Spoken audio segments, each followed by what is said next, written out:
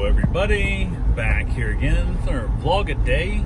Today is Thursday the 7th, and today was a lovely, beautiful day to be alive.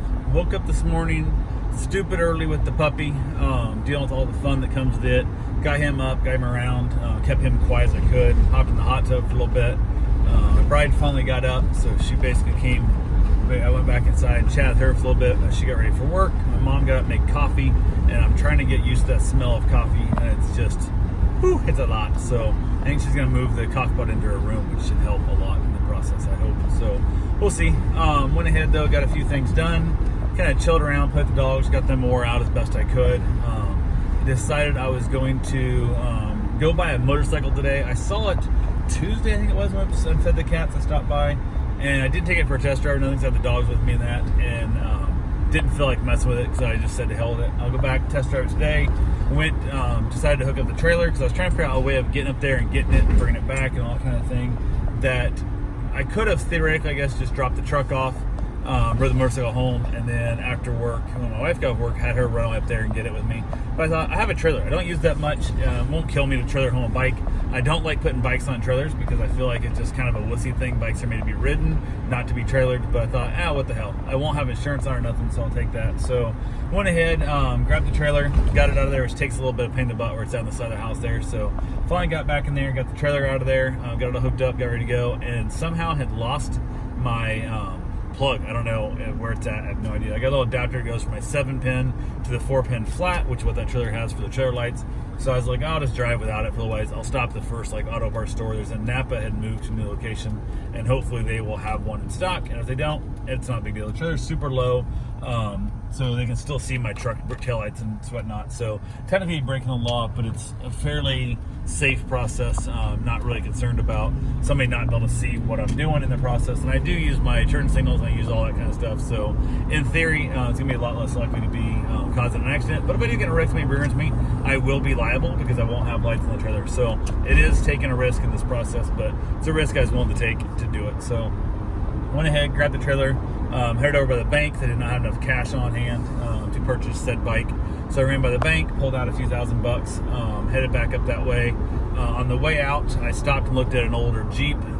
It's like an 89 or something, 88 or 91, I don't know what it is. It's an old Jeep, and the pictures make it look way nicer than what it does in person. And the guy's not asking a lot of money for it. He's asking, cheap for it. It's 4-cylinder. I'm not a big fan of that, but I figure it'll last for a while. Then the motor blows out, throw in maybe a small V8 or just a 4-liter V6 or a straight 6, and go from there and whatnot. There's no air conditioning, which I didn't expect at this price there to be air conditioning, but it can always be added.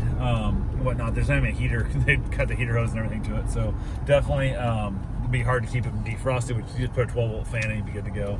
And I looked at the truck over, or looked at the Jeep over and whatnot. Talked to him a little bit. Kind of told him, I said, he's like, "You can drive around?" I'm like, "Nah, I'm good. It's a Jeep. It's gonna drive like a Jeep. It's gonna drive like crap. It's not something I'm gonna be, heading to Iowa in kind of thing." And he agreed. The price that I offered him, I said, "I know I don't expect you to say yes to this. I kind of hope you say no, because right now at the price you're listing it, you've probably got 40 people lined up wanting to look at this thing right away. And when they get here, hopefully somebody will think it's worth more than I do. But it's just ugly enough and just beat up enough that I don't think my wife would really drive it. It's not old enough to be cool retro old, but it's not. So it's not like a turn of the it's not like a 40s Jeep, whatever. It's not old Willys, whatever. So I can't really sell it off as a rat rod type thing, but it needs probably $1,500 of work to really make my wife happy. So I made him an offer that inflected that $1,500 deduction basically at that point. And he's like, I don't think I want to do it. And I said, I hope you don't. I hope you get way more for it. I hope you get more you're asking for it. Hope we'll be able to show up and get a bidding more and you get 10 grand. I don't care what it is, but make a few $100 more than you're even asking type thing, whatever, and go from there. So we chatted a little bit. I didn't spend a lot of time there, but headed on up, headed up to the bike shop. On the way through, saw the Napa. They didn't have the adapter I needed in stock on the shelf, but apparently it's back in the back, which is why, because there's pegs out front. So I might have walked in without asking somebody, saw it was empty pegs and left and not bought it. So I don't know why they don't put stuff out a little quicker than what they do, but it is what it is. I think partly because the guy that worked at it made the shelves too tall. He can't reach like the top 2 rows of shelves.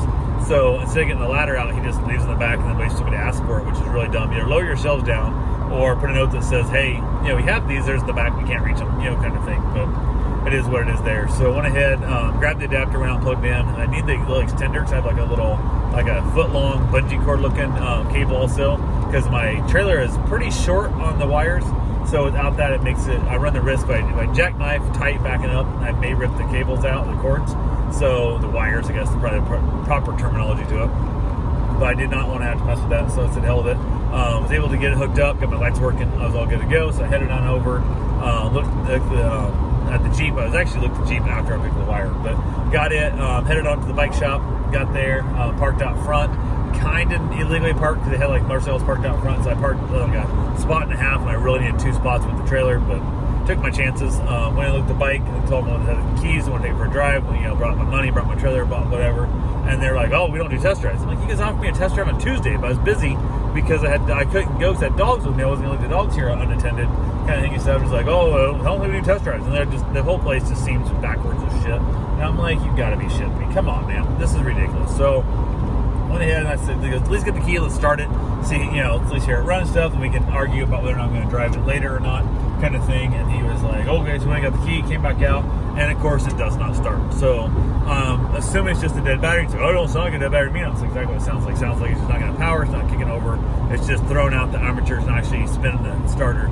So they act like they didn't know what the hell, like they're, "Oh no, where's the battery?" They didn't know where the battery was, couldn't find it, which I understand is a used bike, they took it on consignment, so they don't really know a lot about it, but I shouldn't be the one telling you where the battery stuff is. So there was a trickle charger cable on it already installed in underneath the little compartment there.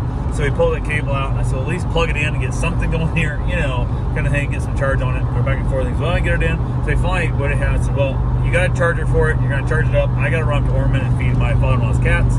So for God's sake, please get it charging. When I get back done with that, I'll stop back in and we'll go from there, and then we'll see what it does." So I came back, was gone for, I don't know, not quite an hour, but I was gone for a while. Came back, and of course, there's stuff, and it's like, "Oh, give us more time to charge." So it started, but it started slowly. It was just kind of barely cranking over. So I goes, "Oh, give it a little while." I said, "How long we need?" It's like 10 minutes. It's okay. So I walked down the street to the other bike shop. Didn't have anything I was interested in at all. Just nothing that I would want. So looked around a few things. They had one bike that was kind of what I'd want, but I guess the customers, they're working on the back, so it's not obviously for sale, whatever. They're rebuilding it or something. So went ahead from there, was able to basically just chill out. Got done, went back, and they basically said, "Yeah, the bike's going to start and stuff." And I said, "Okay, so what's the deal?" He goes, "Well, we can't really have people ride." I said, "Well, I'm not buying a used motorcycle that I don't know nothing about without riding the damn thing." He goes, "Well, how serious?" I said, "I have a trailer. I have my money. I'm dead serious. I'm here to buy this bike." I went home, I did a ton of research on it. If the bike runs like it's supposed to, stops like it's supposed to and stuff, and my wrist doesn't go numb, I'm going to take the bike. I'm like, what the hell? So instead, they rent out Harleys and stuff there. They had me fill out a rental form. As if I was renting this bike, I don't know, something about insurance or some shit.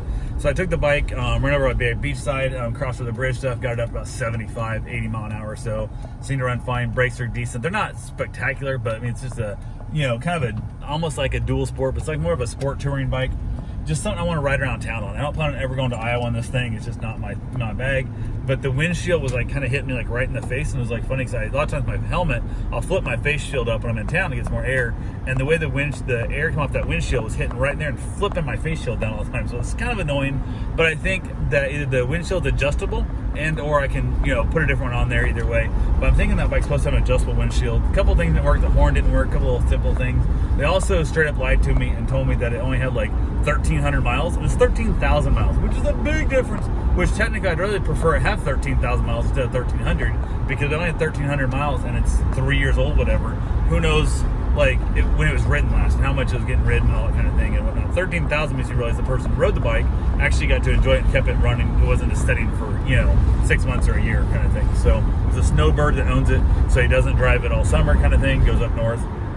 Wasn't coming back down this year, so he told him to sell the bike and buy something different when he gets back, if he gets back down here again, kind of thing. So went ahead, which I don't know, maybe he must have just found out he wasn't coming back down. So went ahead, got it, basically looked at the bike, I got the thing ridden, got back, I'm like, okay, let's make a deal, where we at and stuff.